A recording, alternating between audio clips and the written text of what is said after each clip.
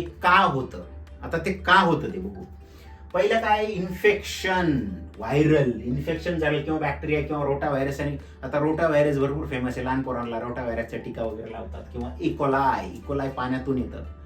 Water bone disease येतो, water bone bacteria आहे, तो जर पोटात गेला तर ही प्रक्रिया चालू होते, इरिटेशन वगैरे होतं आपल्या बॉडीला आणि ते डायरिया लगेच फूड म्हणजे काही जरी आलं तर त्याचे ट्रॅफिक फास्ट करून टाकतं इकोला. म्हणजे हार्मफुल आहेत हे व्हायरस. जे बॅक्टेरिया आहेत त्या आपल्या सिस्टीमचं प्रॉब्लेम करून टाकतात. जी सिस्टीम चालते तिची वाट लावून टाकतात, तिच्यावर हल्ला करतात. ऍक्च्युअली तुम्हाला सांगतो, ही जी सिस्टीम चालली आहे प्रॉपर तिच्यावर हल्ला करतात हे बॅक्टेरिया. व्हायरसेस म्हणजे बाहेरचे, ते काही कामाचे नाहीत आपल्याला, आपल्यावर हार्मफुल आहेत. त्याच्यानंतर फूड पॉयझनिंग होतं, विष आलं. विष जर आलं तर मग आतडं काय म्हणणार, हे नकोय आपल्याला, हे आपल्या कामाचं नाहीये. मग जे कामाचं नाहीये ते काय पटकन बाहेर गेलं पण शरीराच्या,